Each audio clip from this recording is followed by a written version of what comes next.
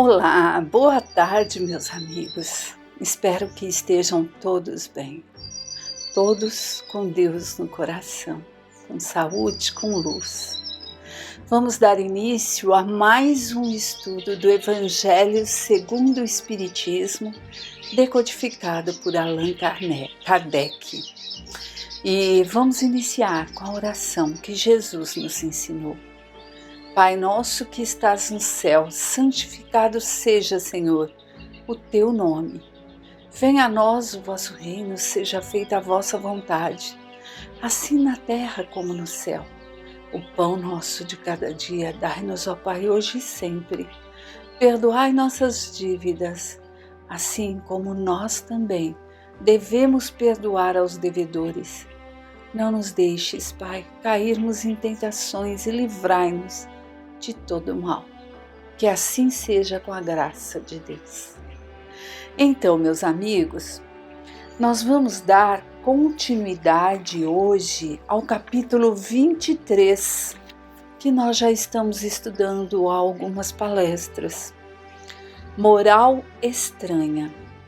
Nós já vimos nesse capítulo o item quem não odiar teu pai e sua mãe, e vimos que esse odiar tem a interpretação que era dada na época em que foi escrito, que significa amar um pouquinho menos, né? E não o odiar que conhecemos hoje. E também já vimos abandonar pai, mãe e filhos. E pudemos perceber que jamais Jesus teria dito essas palavras no sentido do abandono que conhecemos hoje, né? Então a gente precisa estar entendendo um pouquinho da época, um pouquinho dos costumes, para entendermos que tudo aquilo que nós lemos aqui nesse capítulo, cujo título é Moral Estranha, e que pareceria muito estranho, dito tudo isso por Jesus, que é só amor e bondade, né? Como vai dizer abandonar pai, mãe e filho? Jamais, jamais. Ele diz, honra teu pai e tua mãe. Então o sentido das palavras tem um peso diferente daquele a que estamos acostumados nesse nosso tempo. E é por isso que estamos fazendo esse estudo, para que possamos entender que os ensinamentos de Jesus nunca foram para depreciar, para abandonar, para odiar. E aí, aos pouquinhos, vamos entendendo que realmente ele quis nos dizer naquele tempo e nesse tempo atual de 2021, né? Então vamos entendendo aos poucos. Hoje, o título que nós vamos ver é o item 7. Deixai os mortos enterrar seus mortos. Então vamos pensar, como, né? Como que Jesus traz isso pra gente? Deixai os mortos enterrar seus mortos?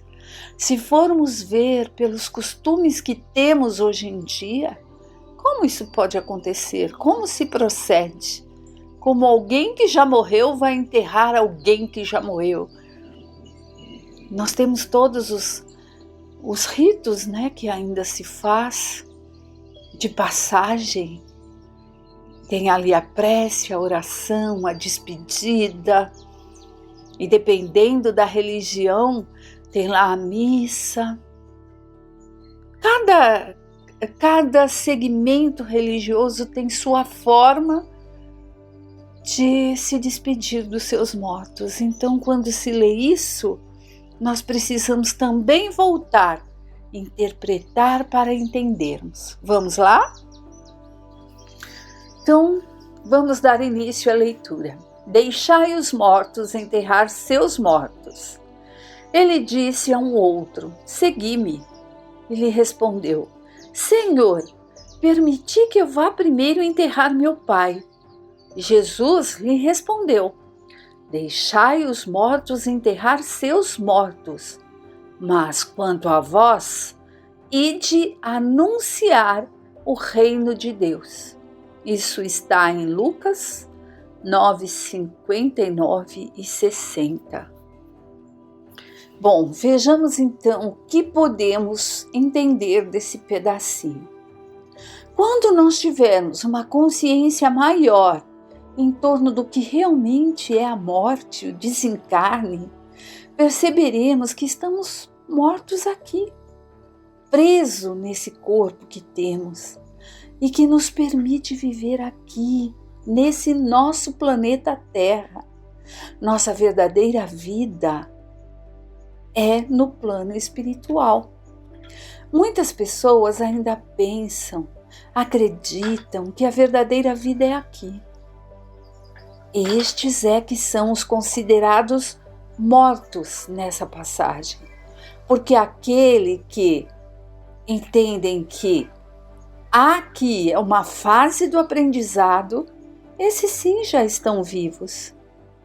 Estão mortos, aqui é visto como aqueles que ainda não conseguem enxergar a verdade. Para esse sim é que isso é dito. Não consegue perceber, né? Deixai os mortos enterrar seus mortos, enterrar seus despojos, seus corpos, que já estão sem vida. E aí nós vamos, no desenrolar da leitura, entendendo um pouquinho mais sobre isso tudo. Claro que nós, mesmo sendo espíritas, estamos estudando sobre o espiritismo, pegando essas passagens e esmiuçando para tentar entender o verdadeiro sentido da palavra. Nós também, se perguntar para mim, Silvia, Silvia, se a verdadeira vida é do lado de lá, então você quer partir agora? Não quero. Por quê? Aí nós vemos o sentido do apego. Lembra que nos outros 2 itens fala-se muito do apego? Nós ainda somos apegados a essa nossa vida. E quando chegamos aqui, temos um plano traçado lá na erraticidade. E quando chegar a hora, partiremos, independente de querer ou não. É assim que funciona. Porque senão seria muito simples, né? Seria como se tivéssemos dando um aval aos suicidas, dizendo a verdadeira vida é do lado de lá. Aí ele fala, já não estou contente aqui mesmo, então eu vou tirar minha própria vida. E não é nesse sentido. É no sentido de entendimento que viemos aqui com um tempo determinado, que cabe a Deus saber e não a nós. E que devemos fazer todo o possível para estarmos aqui, estarmos bem e praticarmos os ensinamentos que Deus nos ensina através de seu Filho Jesus. Então, nesse item desse capítulo da moral estranha, a gente precisa entender um pouquinho da tradição da época em que Jesus esteve conosco em corpo aqui na Terra. Existia a carpideira, lembram disso? Aquelas mulheres que eram contratadas para chorar no enterro. E elas iam todas vestidas de preto, com véu, choravam, faziam um lamento pela vida daquele que estava partindo. E depois cobrava-se ali o seu salário, o seu cachê e ia embora para casa, tudo bem. Quando esse jovem pede para seguir Jesus, mas primeiro ir lá ter com seu pai, também a gente precisa perceber outro costume. O jovem, ele queria primeiro estar no enterro do pai. E por quê?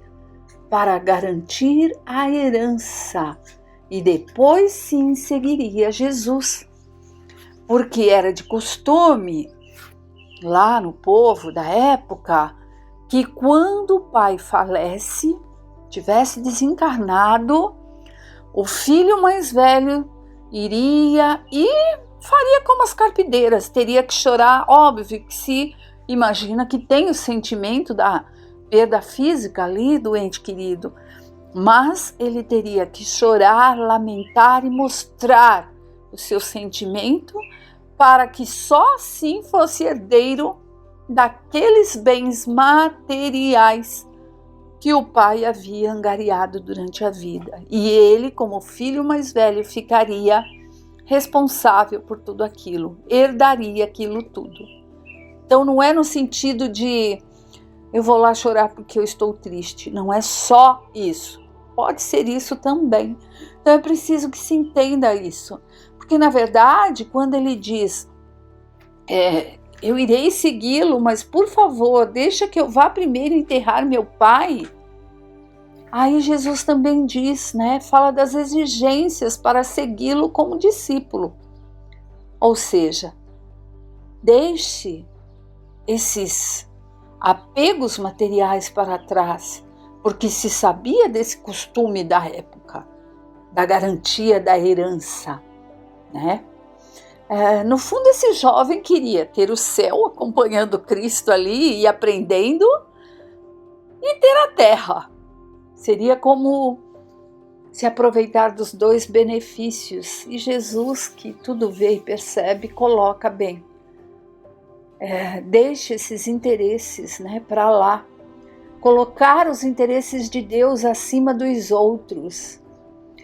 Deixar aqueles que só se preocupam com interesses materiais, que já são vistos como mortos diante da espiritualidade, enterrar os despojos daquele que desencarnou. Jesus não pede, deixe de amá-lo, de ter sentimento, mas se preocupar primeiro com o espírito, com as escolhas, e não se preocupar com os despojos apenas. Vamos continuar a leitura. O que podem significar estas palavras? Deixai os mortos enterrar seus mortos?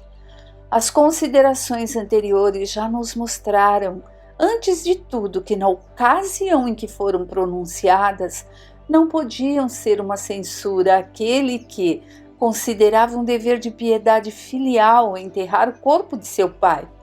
Portanto, eles contêm um significado mais profundo, que é só um conhecimento mais completo da vida espiritual.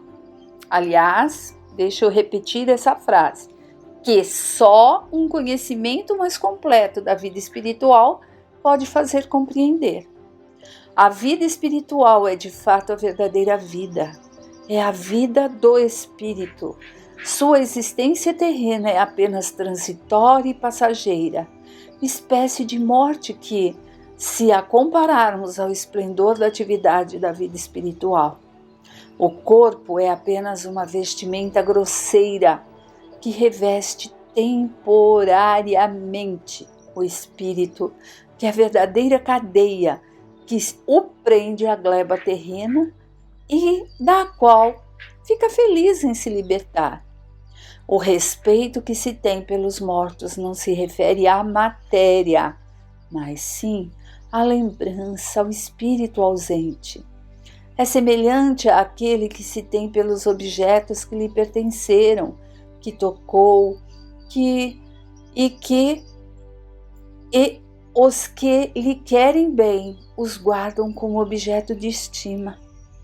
Era isso o que aquele homem não podia compreender por si mesmo.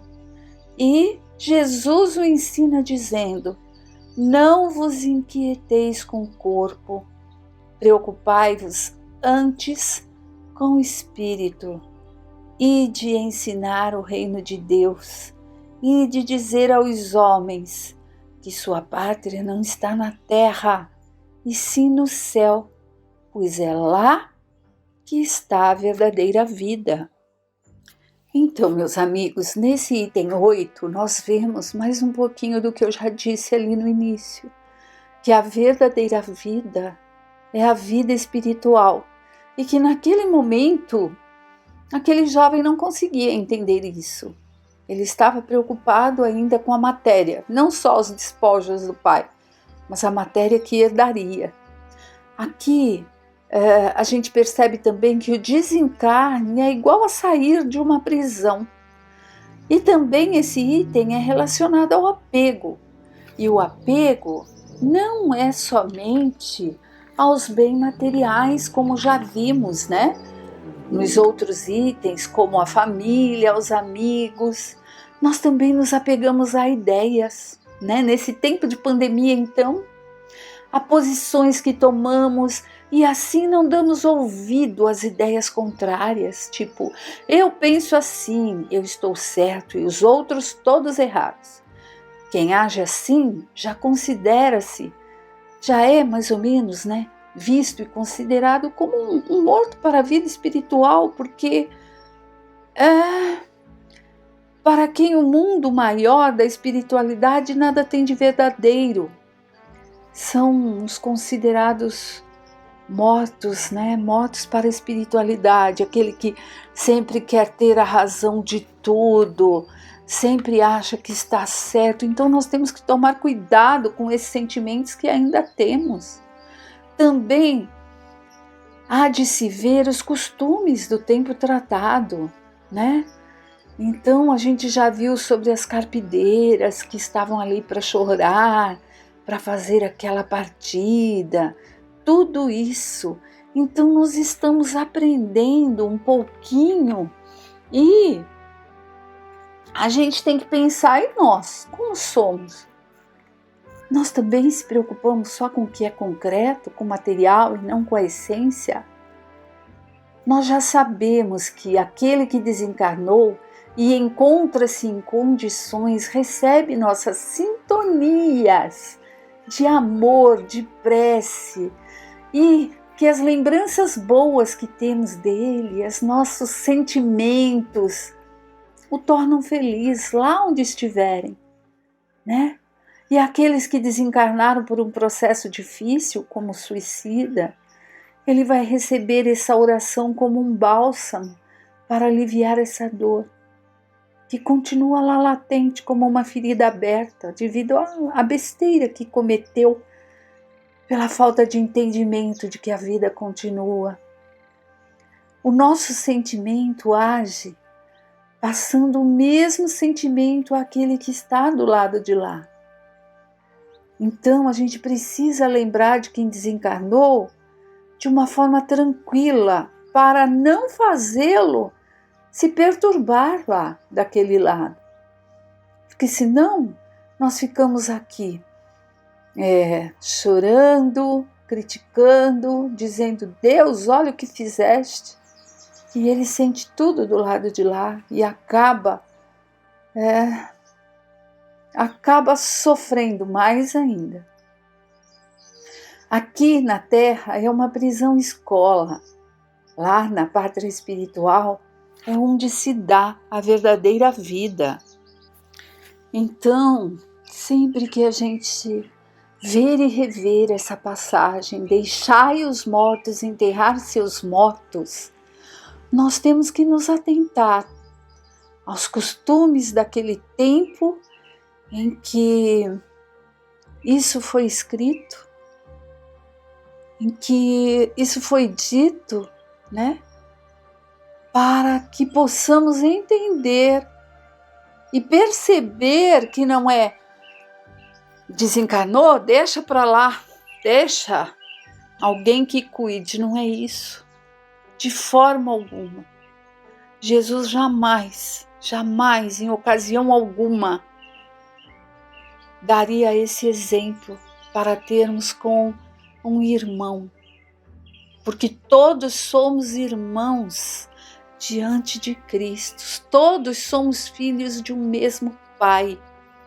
O que ele nos trouxe na época, de uma forma que, se estivéssemos encarnados lá naquele tempo, era como conseguiríamos entender um pouco, e que agora temos mais condições de entender.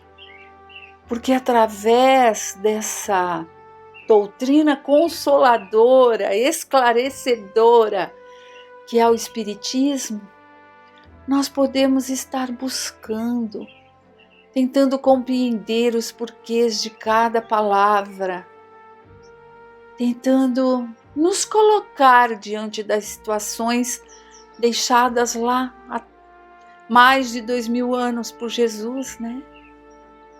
E eu, como me portaria nessa situação se estivesse lá naquele tempo?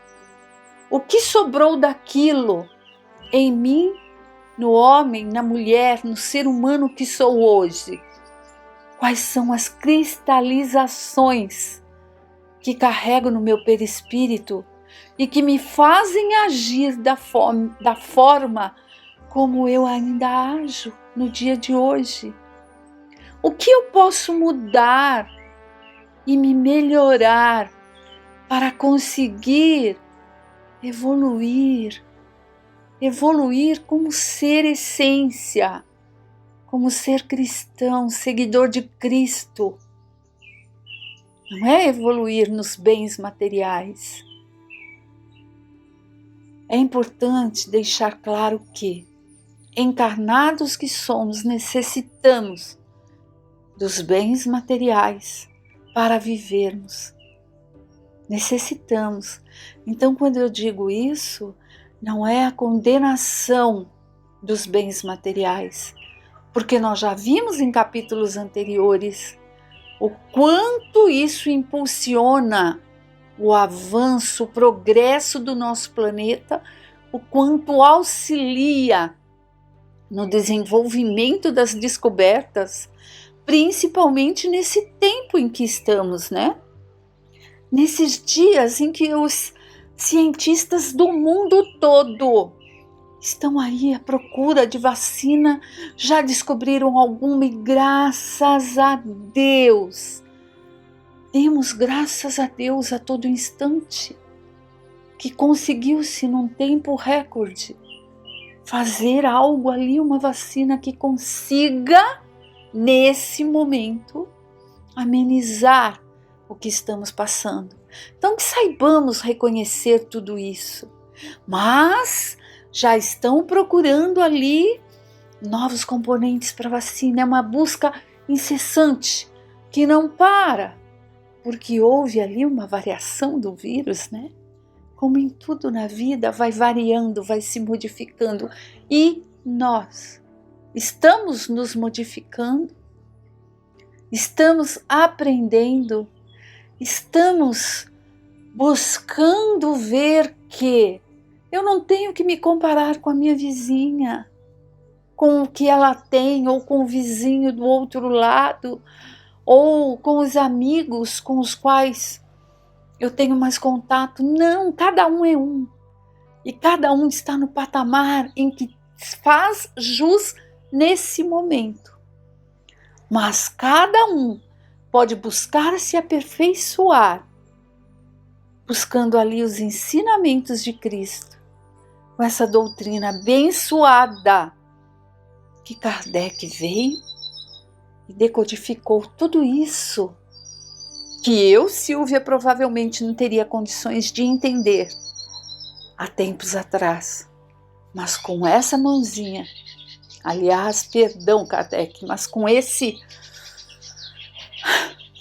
rol de conhecimento e de facilidade na sua comunicação, eu estou ali pegando migalha por migalha.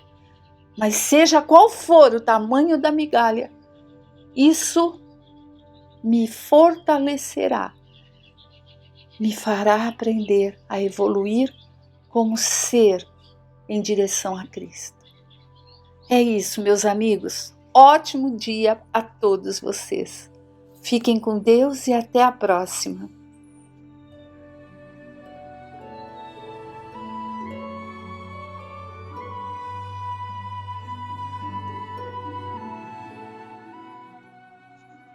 Boa tarde a todos, companheiros queridos. Vamos a mais um estudo do livro A Gênese de Allan Kardec. Estamos no capítulo 17, Predições no Evangelho. Nós estamos vendo que Jesus vem enunciando verdades há muito, descritas aqui, por tantos daqueles que estavam com ele, que seguiram seus passos. Vamos agora a um trechinho de São João, capítulo 10, versículo 16. um só rebanho e um só pastor.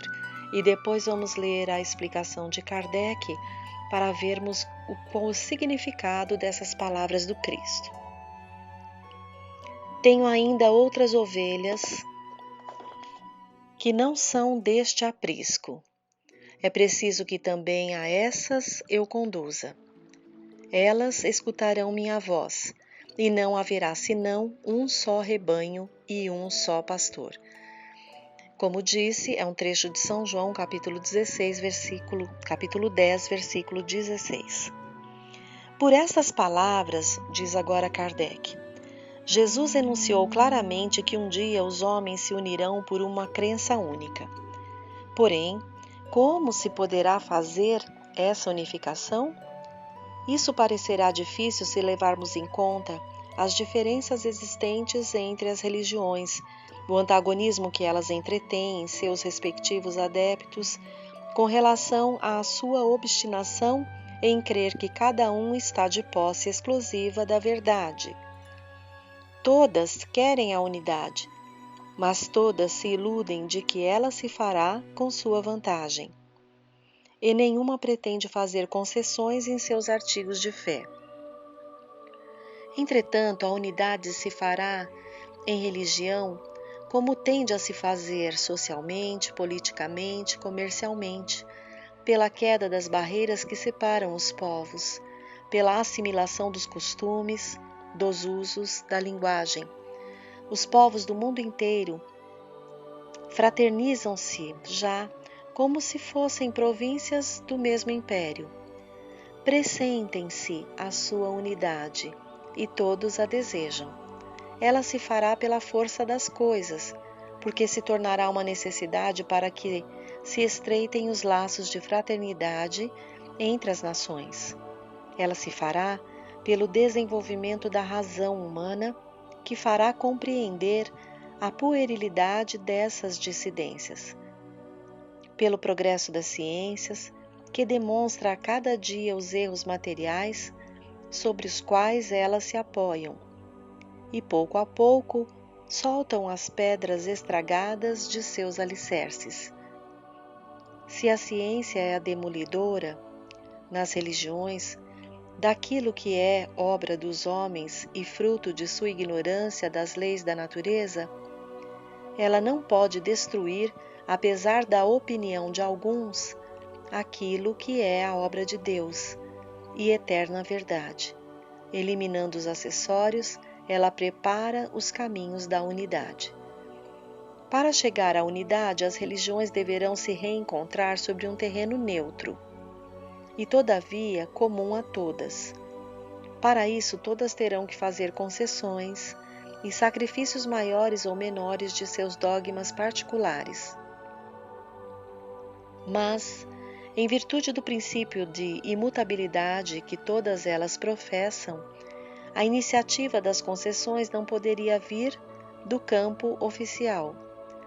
Em lugar de iniciar-se do alto, elas partirão de baixo, pela iniciativa individual. Depois de algum tempo se operará um movimento de descentralização que tende a adquirir uma força irresistível, o princípio da imutabilidade, que as religiões têm considerado até aqui como uma égide conservadora, tornar-se-á um elemento destruidor, visto que com a imobilização dos cultos, ao passo que a sociedade caminha para frente, eles serão ultrapassados e depois absorvidos na corrente das ideias progressistas.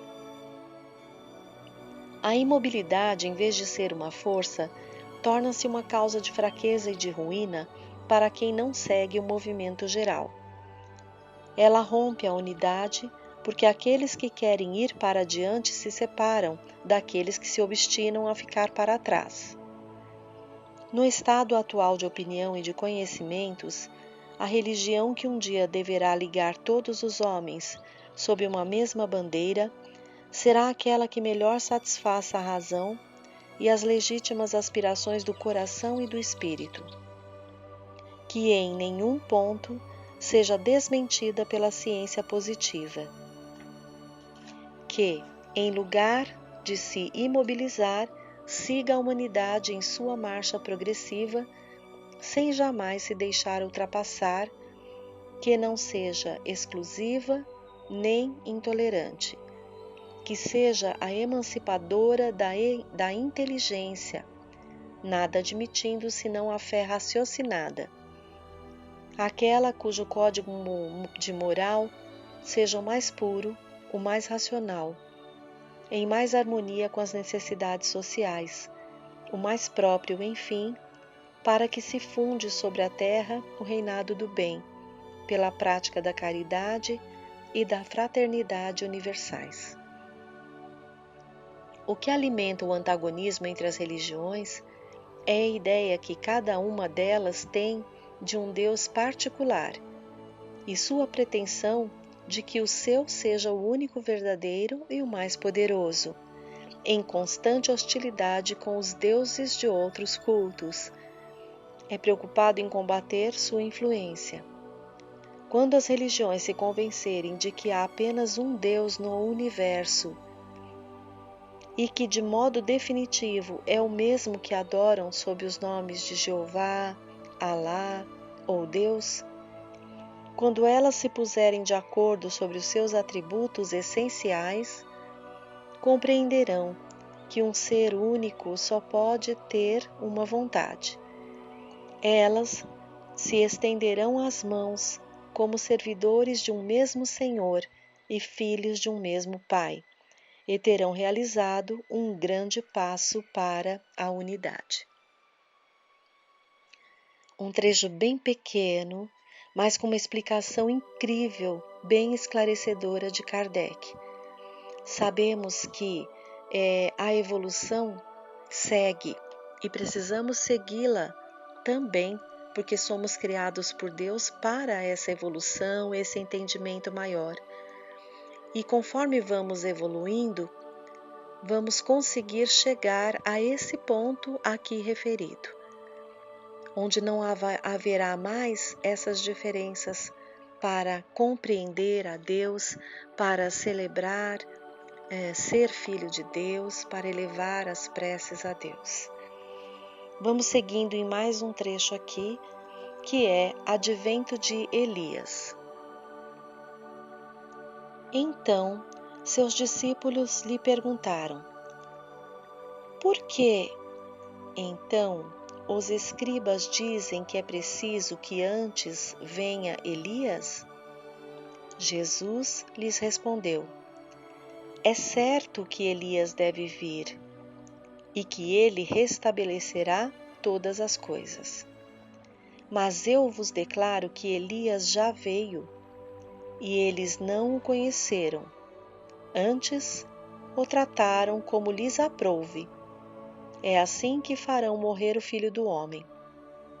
Então seus discípulos compreenderam que era de João Batista que ele lhes falara. Esse é um trecho do Evangelho de São Mateus, capítulo 27, 17, versículos de 10 a 13. Kardec nos diz: Elias já viera na pessoa de João Batista. Seu novo advento é anunciado de maneira explícita. Ora, como não poderá voltar, senão com um corpo novo, eis a consagração formal do princípio da pluralidade das existências. Esse trecho também está em O Evangelho segundo o Espiritismo, no capítulo 4, número 10, o item. Então vejam que aqui, esse trechinho, que é colocado aqui por São Mateus, Kardec esclarece ainda mais, sem dúvida, registrado já nas palavras de Jesus, a questão das reencarnações. Vamos para mais um trecho. Anunciação do Consolador. Se vós me amais, guardai meus mandamentos. E pedirei a meu Pai, e ele vos enviará um outro Consolador, a fim de que fique eternamente convosco. O Espírito de verdade, que este mundo não pode receber, pois não o vê. Mas vós o conhecereis, pois ficará convosco e estará em vós. Mas o Consolador, que é o Espírito Santo, que meu Pai enviará em meu nome, vos ensinará todas as coisas e vos fará recordar de tudo quanto vos tenho dito. Esse é um trecho de São João, capítulo 14, versículos 15, 16, 17 e 26. Também temos esse trecho no Evangelho segundo o Espiritismo, capítulo 6. Vamos a mais um. Entretanto, digo-vos a verdade. Convém que eu vá, pois se eu não me for, o Consolador não virá a vós. Porém, eu vou e vô-lo enviarei. E quando ele vier, convencerá o mundo no que respeita ao pecado, à justiça e ao julgamento. No que respeita ao pecado, porque eles não terão acreditado em mim. No que respeita à justiça, porque eu vou ao meu Pai, e vós não me vereis mais. No que respeita ao julgamento, porque o príncipe deste mundo já está julgado. Tenho ainda muitas coisas a vos dizer, mas não as podereis suportar agora. Quando este Espírito de verdade vier, ele vos ensinará toda a verdade, pois não falará por si mesmo, mas dirá tudo o que tiver ouvido e vos anunciará as coisas vindouras. Ele me glorificará, porque receberá do que está em mim e vô-lo anunciará. Trecho de São João, capítulo 16, versículos 7 a 14. Kardec nos diz: essa predição, sem contradita, é uma das mais importantes do ponto de vista religioso, pois ela prova de maneira inequívoca que Jesus não disse tudo aquilo que tinha a dizer, pois não o compreenderiam. Mas seus apóstolos, pois era a estes que ele se dirigia. Se lhes houvesse dado instruções secretas, eles teriam mencionado isso no Evangelho. Então, desde que ele não disse tudo a seus apóstolos, os sucessores destes não poderiam ter sabido mais que aqueles poderiam, pois ter-se enganado sobre o sentido das palavras, dar uma falsa interpretação a seus pensamentos, frequentemente velados sob forma simbólica. As religiões fundadas sobre o Evangelho não podem, pois, dizer que estão na posse de toda a verdade, pois que ele se reservou o direito de completar ulteriormente suas instruções. O princípio de imutabilidade das religiões está, pois, desmentido pelas próprias palavras de Jesus. Vejam que interessante e importante isso a qual Kardec se refere. Vamos continuar. Ele anuncia sob o nome de Consolador e de Espírito de verdade, aquele que deve ensinar todas as coisas e fazer recordar o que ele dissera, de onde se diz que seu ensinamento não estava completo. Além disso, ele previa que haviam de esquecer o que ele dissera e que haviam de desnaturar seu ensinamento, pois o Espírito de verdade lhes devia fazer recordar e, de acordo com Elias, restabelecer todas as coisas, isto é, segundo o verdadeiro pensamento de Jesus.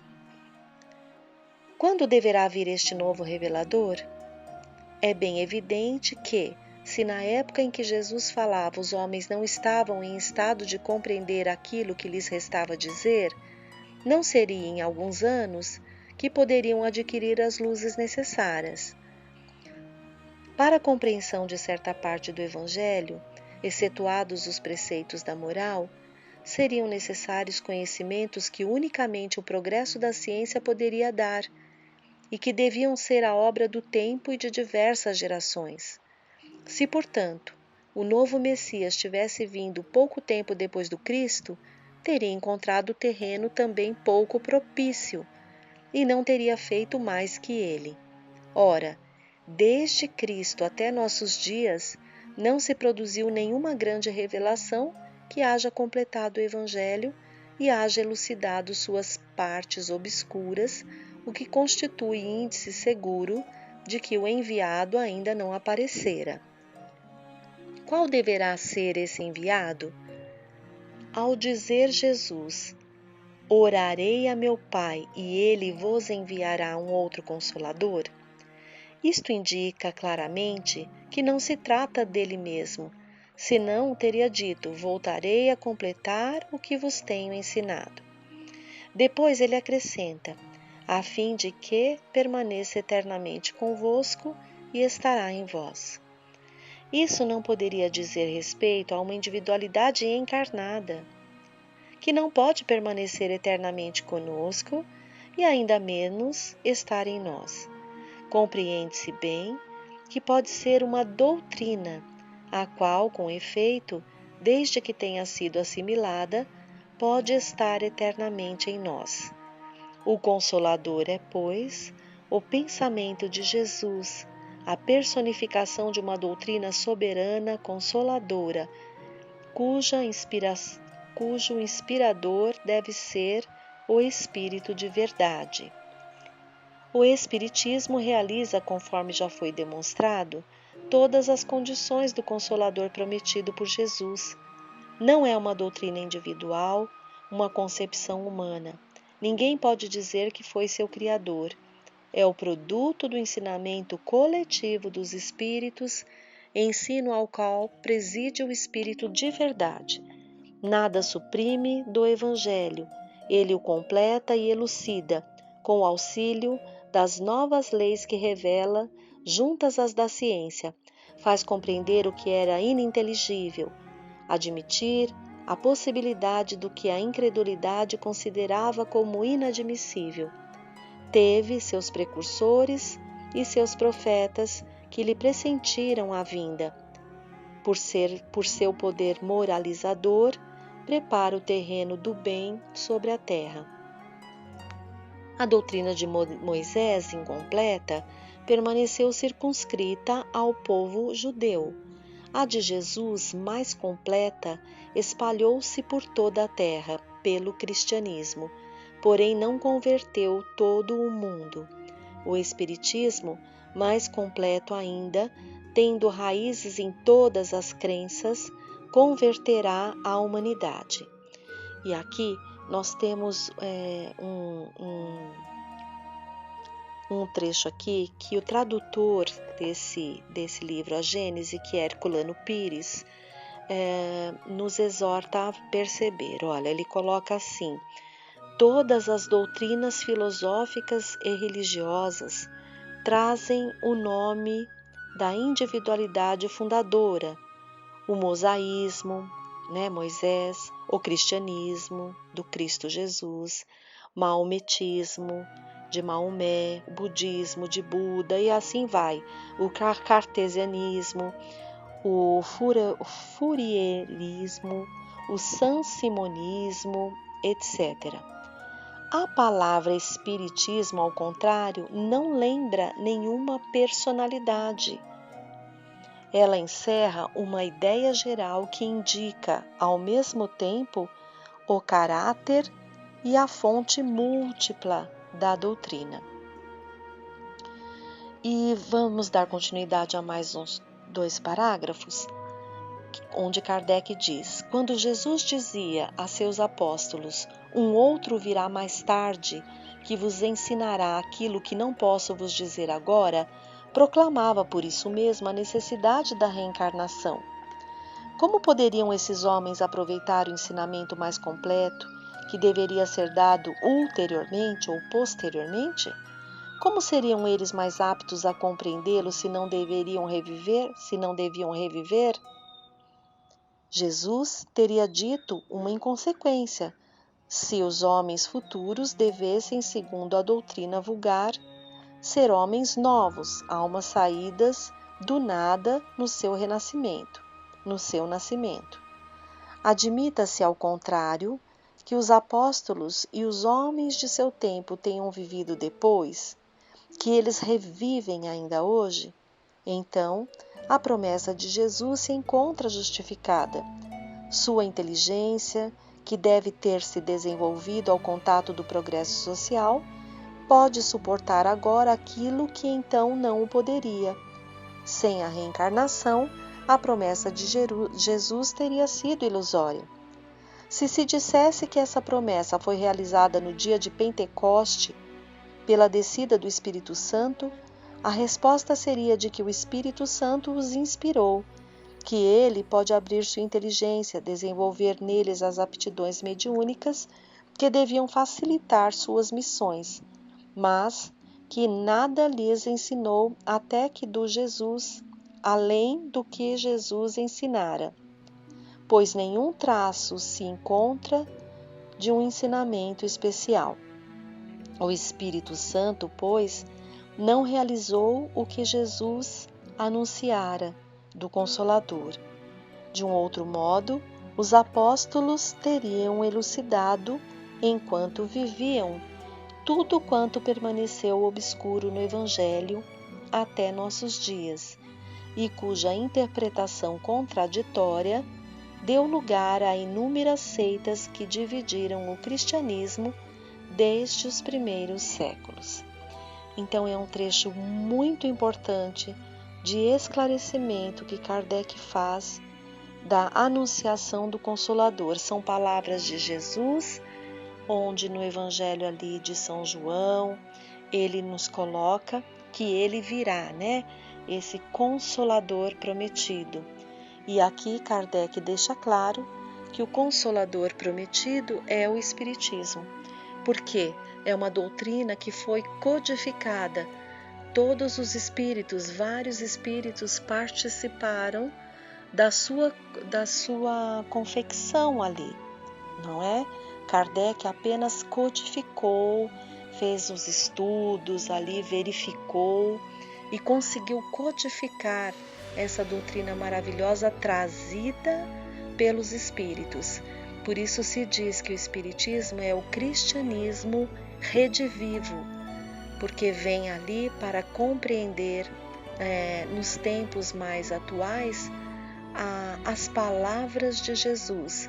E a ciência, conforme fomos evoluindo desde o tempo do Cristo, desde antes até hoje, a ciência vem nos auxiliar a compreender a Deus e a nós mesmos. Por isso, esse contributo admirável, Por isso o Espiritismo é esse tripé: ciência, filosofia e religião. Então, agradeçamos muito a Deus pela oportunidade de estarmos nessa doutrina que não pretende, não nomeia ninguém como o seu enviado, o seu criador, e sim deixa muito claro que são os espíritos que nos vêm auxiliar a compreender tudo quanto o Cristo Jesus veio nos ensinar e exemplificar, para que possamos alcançá-lo. Queridos irmãos, finalizamos aqui mais um estudo. Confiança em Deus e em Jesus. Estamos aqui vendo as predições no Evangelho, tudo que a Gênese nos ensina, as palavras que o Cristo já vinha há mais de 2000 anos dizendo na sua convivência com os apóstolos e aos quais ele nos retrata, e agora o Espiritismo vem nos fazer compreender. Que possamos estar certos de que tudo o que está ocorrendo conosco, com toda a nossa humanidade terrena, somos capazes ali de, mesmo recebendo as situações dolorosas, compreender, tirar as lições de que necessitamos para continuarmos buscando a reforma íntima, sendo seres humanos melhores e evoluindo até a meta, que é chegar ali ao exemplo maior que é o nosso Mestre Jesus. Confiança em Deus sempre. Pai nosso que estais no céu, santificado seja o vosso nome. Venha a nós o vosso reino e seja feita a vossa vontade, assim na terra como no céu. O pão de cada dia dá-nos hoje. E perdoa, Pai, as nossas ofensas, como devemos perdoar aos nossos irmãos. Não nos deixes cair em tentações, livra-nos sempre de todo o mal. Que assim seja. Graças a Deus.